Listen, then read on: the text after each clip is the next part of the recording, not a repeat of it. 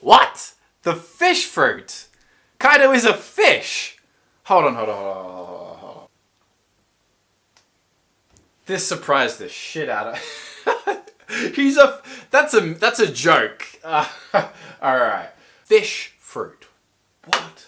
And then that's it. We go into chapter 1000. So this chapter was fantastic. I was thinking that the story was going to head into an Ace and Yamato flashback, which I was very excited for because I thought Kaido was going to be involved, and I thought this was the flashback that was going to show us Ace. Show us Ace and Yamato again, two characters I'm very fond of. Plus, Yamato's history being Kaido's kid is obviously going to be directly linked to Kaido's history, which has been the biggest mystery. But I really love how Oda handled this chapter. This is how I want to see flashbacks incorporated in the story. I really dislike it. As good as a backstory is, I'm not talking about the backstory specifically, I'm just talking about the flashback. So the storytelling technique where we pause the present events and go back in time to look at something that's already happened. Because it just completely kills the momentum. It stops the plot and the story progressing completely, and I don't really enjoy it, especially when it's a long backstory. Some examples being like Laws in Dressrosa really killed the pacing. And even though Robin's backstory, I think, and I like those backstories, by the way. The backstory of those characters I very much like. It's how they are delivered to us throughout the story that I'm kind of a bit about. However, this is how I want to see it. A whole chapter. We spend the first few pages getting a glimpse into one interaction that Ace and Yamato had. We have that important line of dialogue where Ace tells Yamato basically, I know what it's like to hate your father and we are not defined by our parents. I didn't think of that, of course, but that makes sense as to why Yamato and Ace would bond together quickly, because they can relate on that specific experience in their life. Anyway, I'm not trying to review the chapter here. This is just a quick reaction because... A fish! What? Never expected that. A fish. A mythical fish. I am the strongest creature in the world. A mythical fish. However, sea kings are mythical fishes. I love it. He's a Gyarados. Kaido's Gyarados. He's already like a long blue dragon, and now this is great.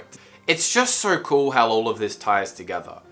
Ace going to Wano was set up in freaking Marineford with Orz's hat, which of course Tama is the one who weaves the hat, so that's where Ace obviously got it from, and you know that the second you see Tama, so Ace now has ties to Tama, has ties to Yamato, has ties to Whitebeard, and then through the Whitebeard pirates, they have ties to Odin, who has ties to Aizo and Wano. It's like, the history of all of these characters is so fleshed out and linked together that this feels like such an alive world. It's brilliant what Oda has done here through linking characters like Ace to Luffy to Tama to Momonosuke to Odin to Whitebeard, and then Blackbeard was there too. The Zehahaha always catches me off guard. Blackbeard just being there like he's one of the crew.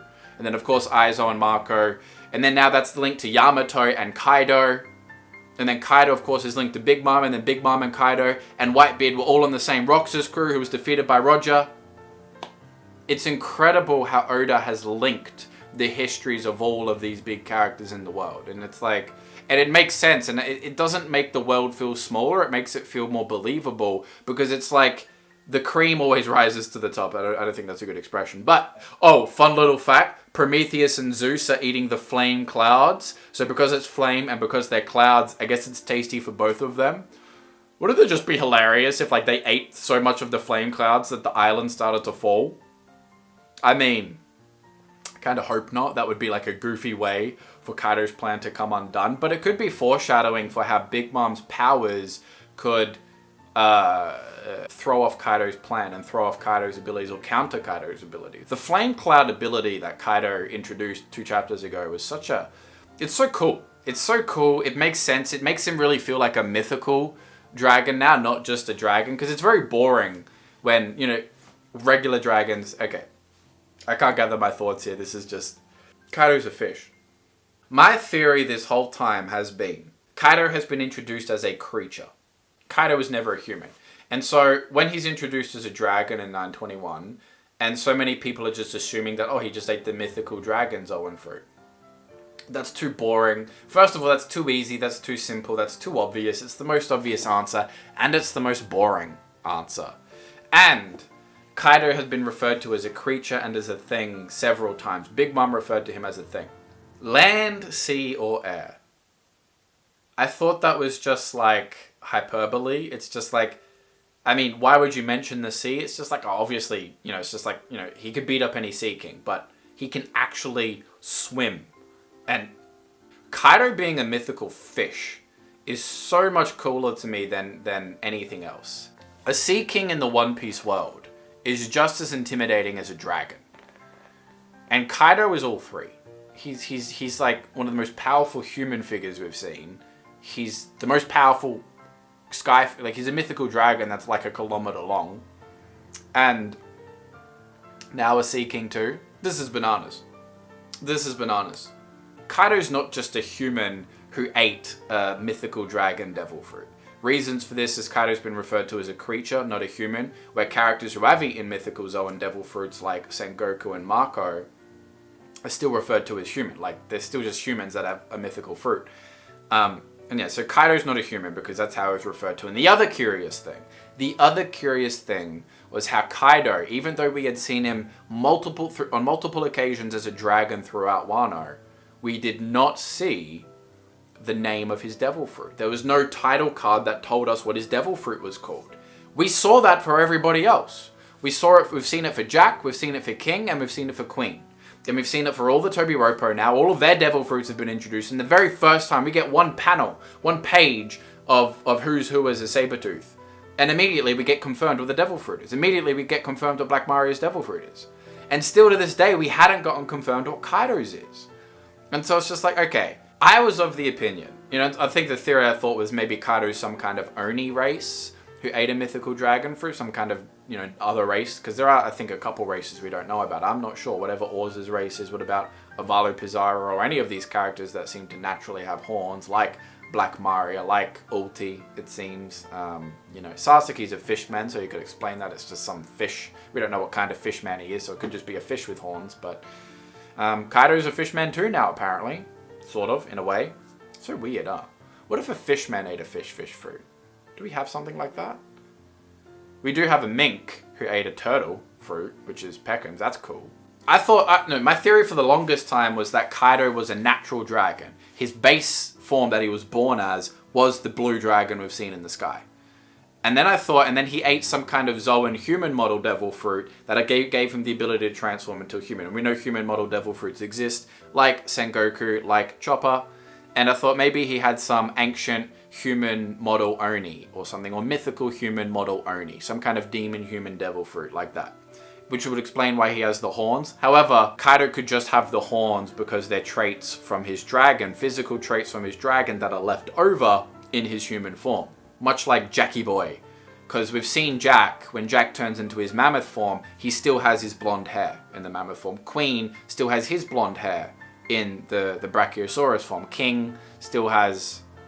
King still got the fire. I don't know what the hell's up with King still. But, we've seen it before that when Zoans turn into their full animal form, they still retain some of their human traits. So Kaido still having the horns in his human form is just him retaining the traits of the mythical dragon. Fine.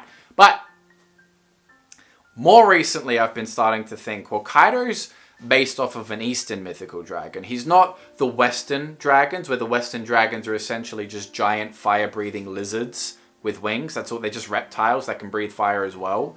No, there's plenty of mythology. I think even in The Witcher. Even in The Witcher, that was more like a Western dragon. But the dragons in The Witcher, the Netflix series, still had the ability to transform into a human. And of course, the reason I'm introduced to it is I think of Hanzo and Genji from Overwatch. Genji and Hanzo, the legend goes that the Shimada brothers, they were dragons and then they walked on the earth as humans with 2 feet, whatever. So I'm pretty sure, I haven't even researched this, obviously, but I'm pretty confident in Eastern mythology, dragons aren't just giant lizards, just giant reptilian-like creatures.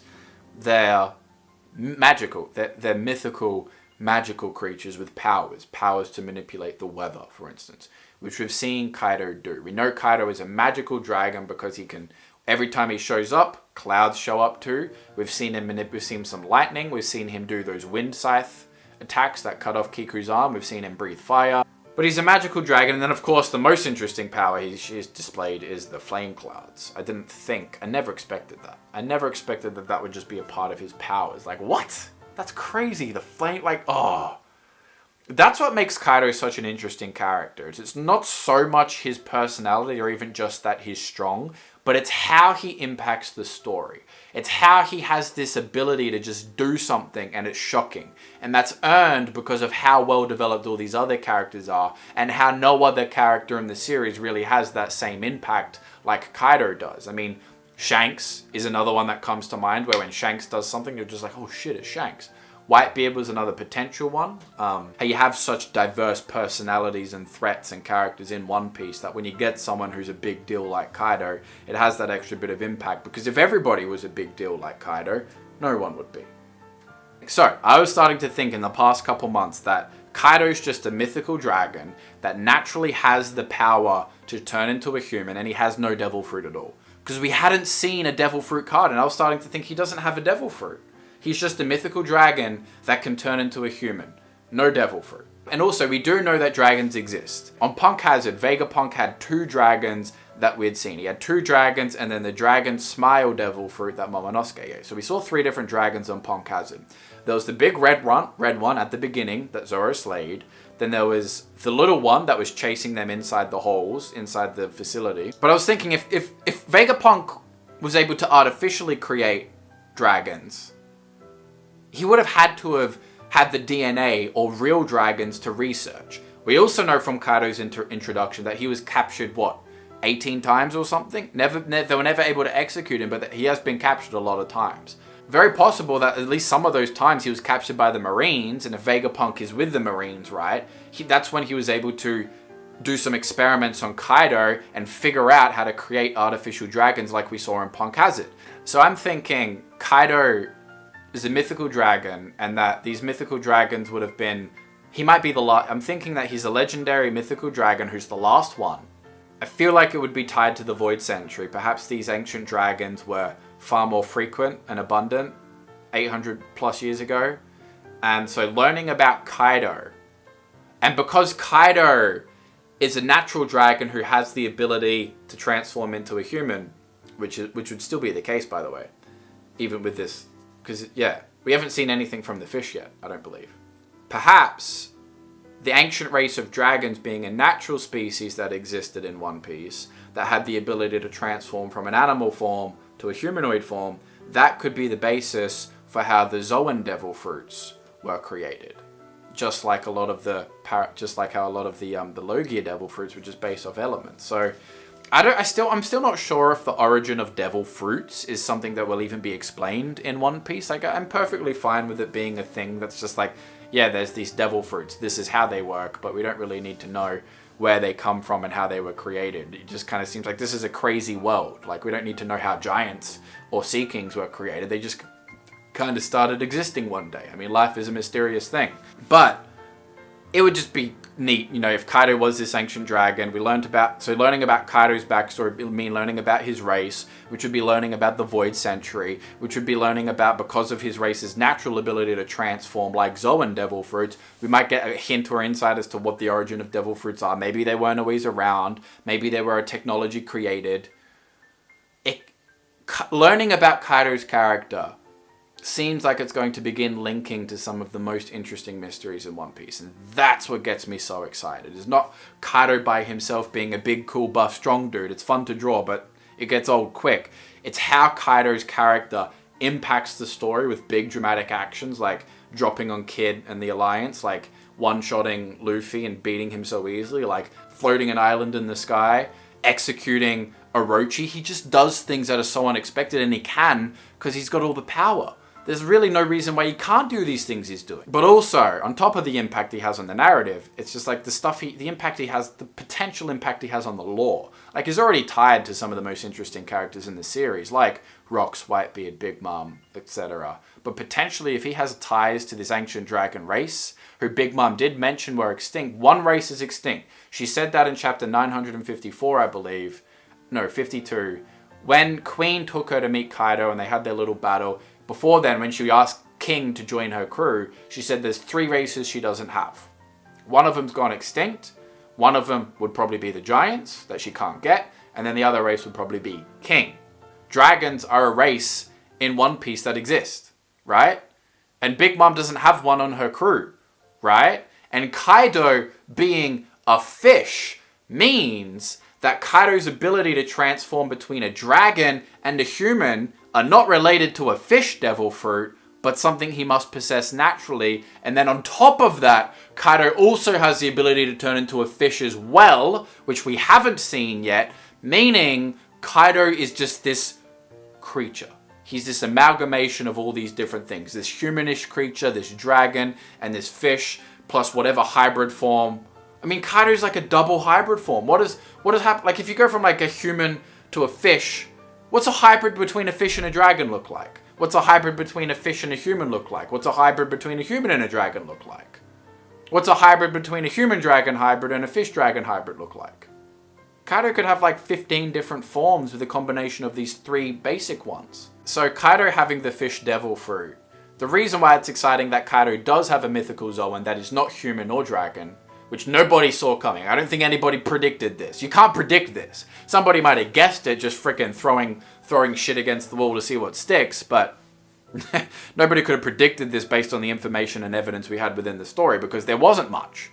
That's what makes it so freaking interesting and exciting, is that not everything has to be foreshadowed and set up. Oda can just drop stuff on here. It doesn't contradict anything in the story. It adds some context as to why Kaido is considered, why the introductory chapter said land, sea, or air.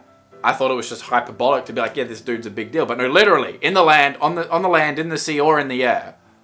And then also the other detail of people being like, well, if Kaido just wants to die, why doesn't he drown himself? It is curious though. What if a person has a fish devil fruit, but then the sea curses? We haven't seen a fish devil fruit in the series yet, right? How does that work with the devil fruit curse? Does the sea cancel out their ability to breathe in the water? Or does their ability to breathe in the water mean a fish Zoan devil fruit is the one type of devil fruit that can sort of bypass the curse of the sea? This is the most interesting turn of events for Kaido's character specifically that nobody could have predicted. I'll read what this last translation says and then I'll wrap it up. So, there is a story known as the Dragon Gate legend in Chinese mythology. The story describes thousands of koi fish relentlessly swimming upstream the Yellow River current, which is what we would have seen at the beginning of Wano, right? Climbing the waterfall. At the end of their journey, they encounter a massive waterfall. We've seen that in Wano. Most of the koi give up and let the river's current carry them away. A few persist and carry on trying to reach the top of the waterfall. After hundreds of years, a single koi reaches the top. A single koi. The gods recognize this koi for its determination and bestow upon it the gift of transformation into a dragon. Because of its bravery, the koi is often sometimes associated with samurai. So Kaido could have the koi fruit. Alright, that's a cool little thing.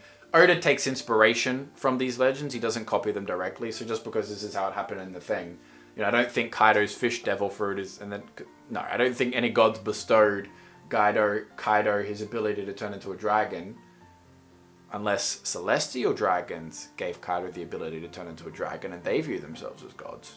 Who knows? This is one of those things where you could, Joy Boy would be making theories about this shit for 4 years. Long after the truth is confirmed, but it's exciting though. It is exciting. I really like this. Kaido's character is one I've been curious about for a long time.